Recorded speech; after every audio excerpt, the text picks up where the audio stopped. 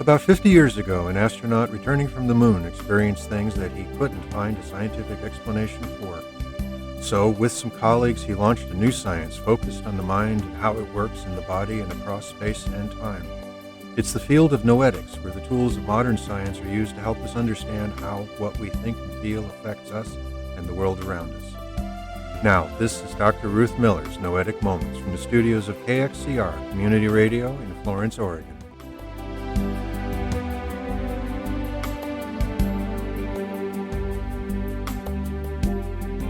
Welcome to Noetic Moments, where we explore the field of research that discovers what consciousness is, what it does, how it works, and how our lives could be very different if we understood it better. I'm Ruth Miller, your host, and through this series of programs, I'm explaining some of the ideas and experiments and introducing some of the people whose work has defined this field of research. I'll also explore some relevant news items and answer questions that you send to my email address.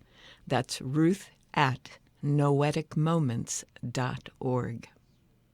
Now, those of you who've heard earlier shows may remember that we generally have two ways of thinking about consciousness. In the world of medicine and psychology, consciousness is being awake and aware, knowing what's going on around us. In the field of noetics, as it has emerged over the last 100 years, though, consciousness is much more. It's the processes and products of mind, both in our awareness and outside of it. It's profound human experiences, and ultimately, it's what connects us all. So far in this series, we've looked at what the mind is and how it works, starting with Sigmund Freud, who opened the door to understanding processes of mind in the early 1900s, and then Carl Jung's ideas on how our own individual consciousness must be understood as part of a collective consciousness. Then Charles Tart's ideas in the 1960s of states of consciousness, each with its own set of physiological, emotional, and mental characteristics, followed shortly by Julian Jaynes, who related consciousness to the separation of right and left hemispheres of our brain. Then I introduced some of the field models of mind that have been developed by Rupert Sheldrake, Kurt Lewin, and others. And then we began to look at how quantum mechanics relates to the study of mind, thought, and consciousness as a whole with the work of David Bohm and Dana Zohar.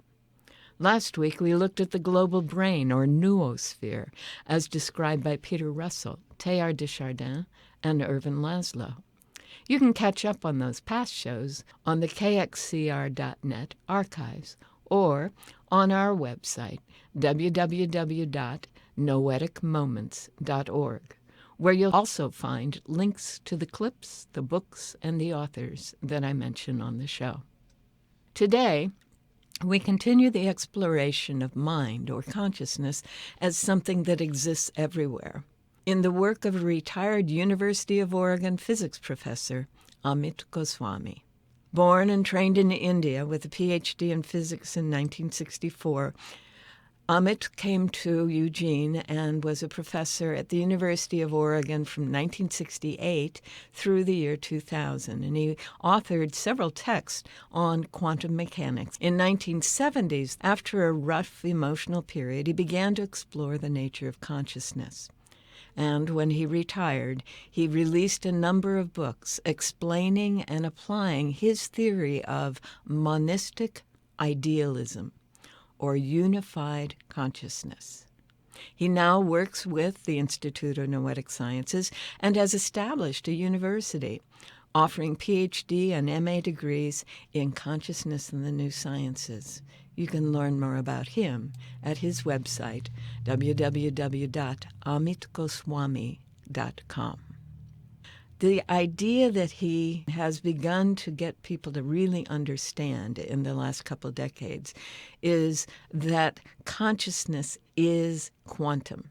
For him, the turning point for our understanding of quantum physics came with the 1982 experiments of Alain Aspect and his collaborators in France, which verified the 1935 theoretical idea of three physicists, Albert Einstein, Boris Podolsky, and Nathan Rosen.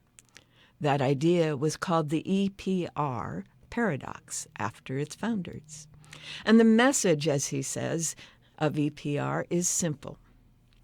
If two waves of possibility come close and interact, they become entangled. Now, those electrons in waveforms, or photons in waveforms, or any number of very tiny things, waves of possibility coming close and interacting. And he says they become entangled. They develop instant communication, which remains even when they move far away from each other. We call such instant communication non-locality. And normally, particles, as objects in space and time, don't have this characteristic of non-locality, so we think of them as separate. Such particles require signals to communicate, like radio signals, and signals have a speed limit, the speed of light. So they take a finite time from one locality to another, those signals, to move from one particle to another through intervening space. But waves of potentiality, when they are correlated, when they become actualized as particles, their behavior indicates that they are communicating instantly without signals. This correlation or entanglement actually made them into one, and one does not need a signal to communicate with itself. Goswami was fascinated by this concept, still is. And as he points out, that waveform, with all its quantum possibilities, exists outside of space and time. Particles exist in space and time. The waveform exists outside in a domain that can be called transcendent potentiality. Now, quantum physics applies only to the very small and the very cold in non-living matter. But living matter is different.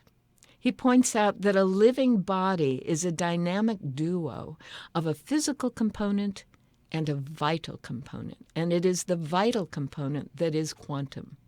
He points out that the activities of our minds and all of our cells are quantum processes. There are changes of state. There are waveform potential moments in their processes of creating energy out of matter in the body, in the plant. The brain responds to a stimulus by presenting a pool of possibilities, one of which precipitates as the memory, the thought, or the experience. And so, he says, this domain of potentiality can also be called consciousness. He also reminds us that ancient traditions somehow intuited all this. He called them wisdom traditions, and they theorized that there is matter, and there is oneness, and there is something in between, is the essence of his model of quantum consciousness, which I'll let him explain in his own words. Signal-less communication, instantaneous communication, that cannot occur if you hold on to this world of space-time. But experimentally, now any graduate student in physics or even undergraduates can go to the laboratory and demonstrate that indeed there is communication without signals. How do they occur? They must occur via this special pathway, going outside the space and time, just as we thought. There is a domain of potentiality, which then can affect communication also, both local and non-local. Non-local is the name we give to communication without signals. What does that mean?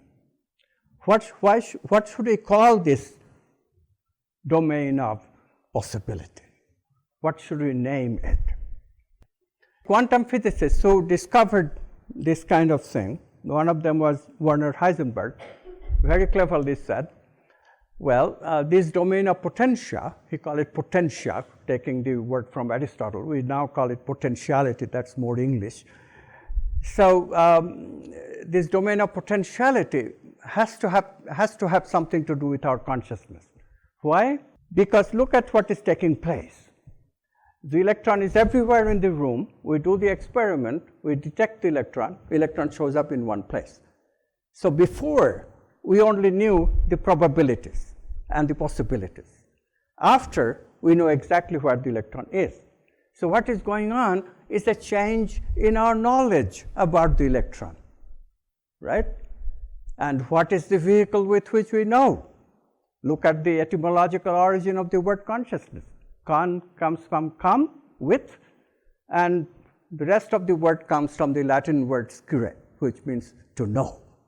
So consciousness is the vehicle with which we know. So consciousness gets in. You read the literature, philosophical explanations of what is quantum physics from the 20s and 30s, you find invariably people are very excited that the subject is in, consciousness in. Soon after he retired, he wrote a book called The Self-Aware Universe. And he wrote in that book, the universe is self-aware through us. He says there is no collapse of the waveform into matter until we see it, until we measure it. Conscious choice then leads to the collapse of the causal pathway and brings forth the entire pathway to that moment of choice. What he's saying is the moment that our consciousness perceives something and collapses that something into matter, everything that would be creating and supporting the existence of that matter also comes into form. So there is neither space nor time until consciousness has chosen to collapse an event from the realm of possibilities. So he says, in order to make sense of consciousness collapsing quantum possibility into actuality, the old Cartesian legacy of dualistic thinking about consciousness must give way to a monistic idealist thinking. In monistic idealist thinking, he says, consciousness is all there is. It is the one ground of being, the only ultimate reality. Consciousness can collapse material possibilities because it transcends the material universe. It is beyond the jurisdiction of quantum mechanics. All possibilities, he says, are within consciousness. And when it chooses, it simply recognizes one of the possibilities. And no mediation by a third substance, no dualistic energy exchange is involved. As an example, he suggests we consider one of those pictures that if you look at it one way, it's one image, and if you look at it the other way, it's an entirely different image. There is no change in anything. It's simply how we are perceiving it that causes the shift. Our normal consciousness, he says, is not, however, choosing freely. In truth, he says, we are rarely in the state of consciousness that chooses freely. He points out that it happens when we're in creative states, when we delve into what might be called the preconscious, in the sense of that which we are not yet aware of.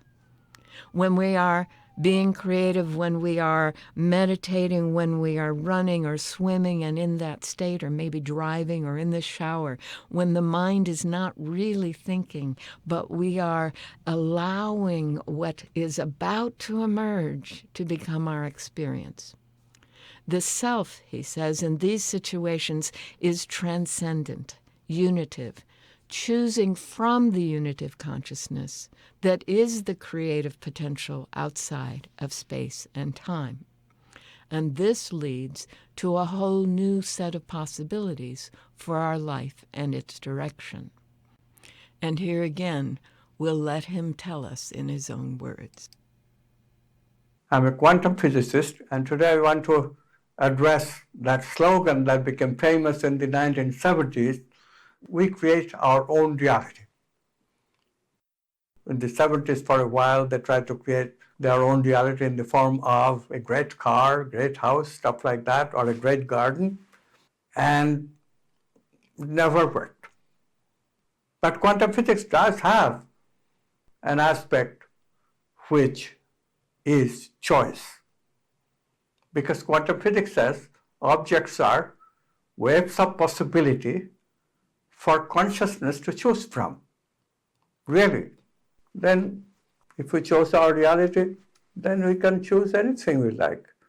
In fact, there was a book written and movie written by the name of Secret, which claims virtually the same thing and became very popular, again, because it gives the impression that all we have to do is sit down and intend, and intention gets us everywhere. But what then of all the people who try to intend every day and their intention often does not go everywhere? What is the secret? Quantum physics says, indeed, quantum objects are possibilities for consciousness to choose from. So it must be a question of what to choose and how to choose. Maybe we don't choose in the usual constricted consciousness that we call the ego. What is quantum physics really saying? This is the thing. Quantum physics really is saying that we choose from a consciousness where everyone is one, where the separateness does not exist. Look at it. If that were not the case, suppose you and I were choosing the same thing in a situation where there is a contradiction. Think of a quantum traffic light, red and green.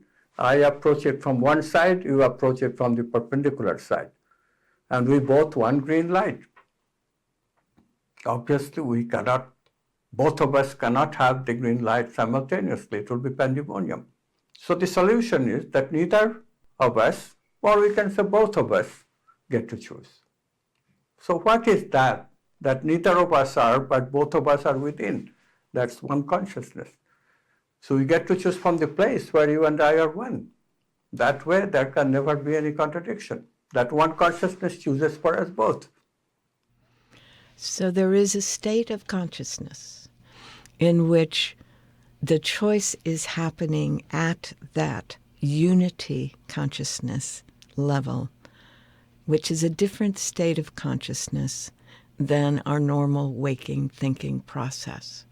There is a state of consciousness that some people call the preconscious, where we're in that transcendent unitive state of all possibilities, and there thoughts truly do become things, which actually is the essence of the book that he was talking about, the book and the film by Rhonda Byrne called The Secret.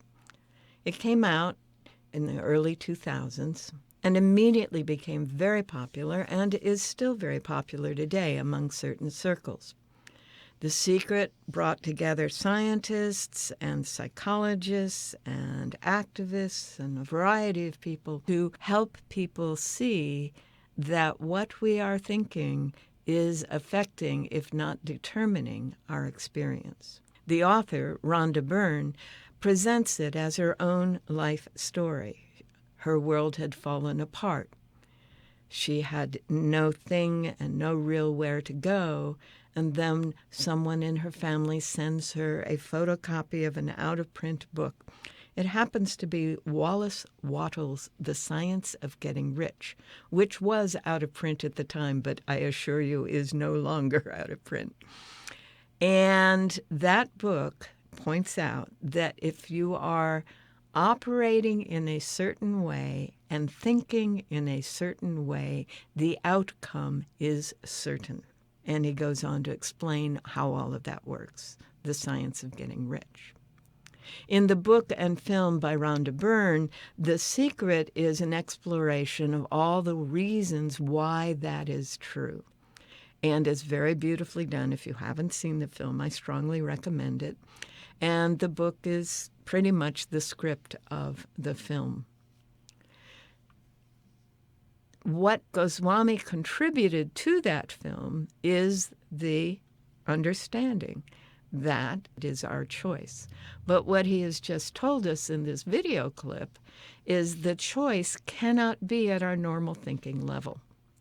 So if you're going to watch the movie or read the book, keep in mind that it's not just our surface thoughts here. We do have to transform what Carl Jung and Freud referred to as that inner subconscious mind, that part of us that runs the body, that absorbs energy, that is actually making the quantum mechanical activities of the body happen by converting matter to energy and energy to matter.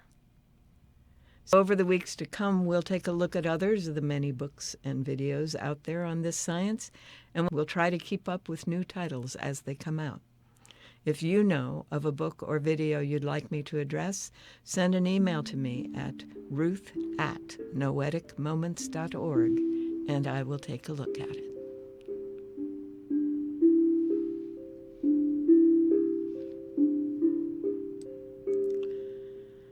All right, so that sound tells us that it's time to be looking at what is being talked about in the media or in the world, or what questions you have asked. And one of the questions that I have received is, so where does the secret come into all of this? How do we make it work?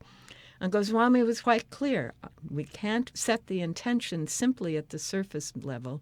We have to enter that state of unitive consciousness, which, as Charles Tart pointed out, is a different state of consciousness. We have to change the biology and the mental processes and the state of emotions to be in a different state of consciousness. The unitive, connective realm of all possibilities is a state we can achieve. And Goswami learned that in the Hindu and Buddhist traditions, the technologies of meditation provides the means. It helps us achieve a state that they call samadhi, various levels of which take us further and further into that unitive consciousness. In the Western traditions, we do have a technology. It's called deep prayer.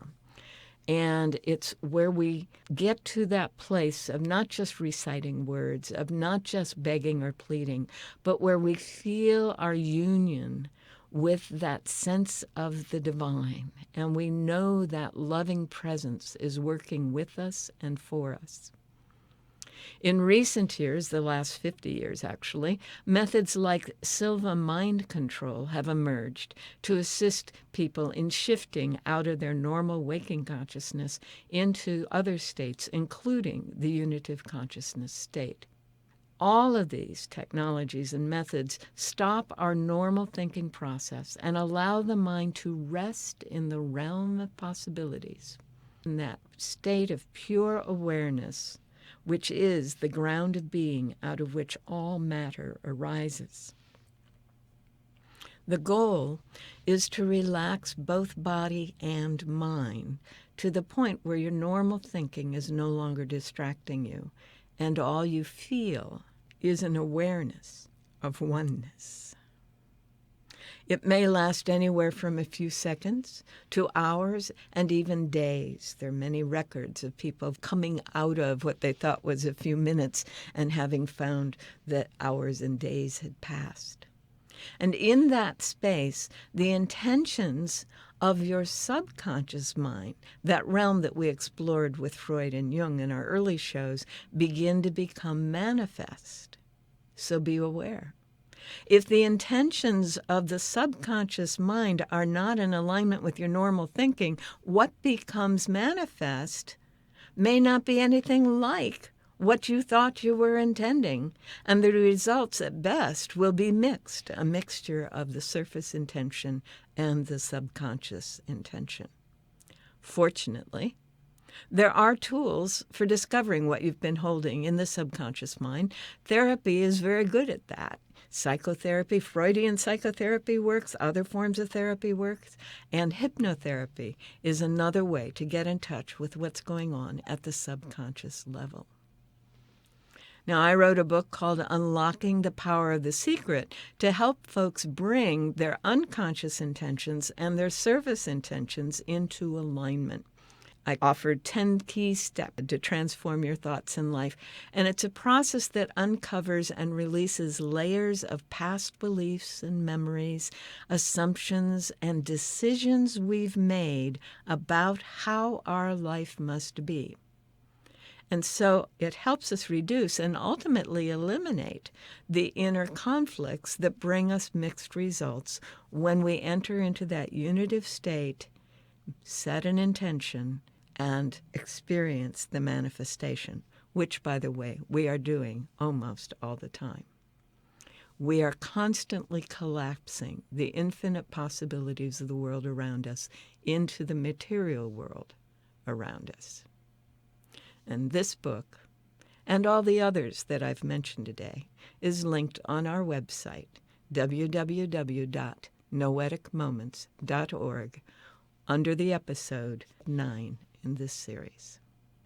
We're out of time for today, but remember, you can continue the exploration on our website, noeticmoments.org, where there is a list of titles and other resources that we refer to on each show. And you can check out the archived past shows on KXCR.net as well as noeticmoments.org. You can send me your comments and questions on the form on noeticmoments.org, and I'll do my best to get them answered the next time we're on the air. For now, thanks for joining me here on Noetic Moments at KXCR Community Radio, 90.7 FM in delightful Florence, Oregon. Have a wonderful week.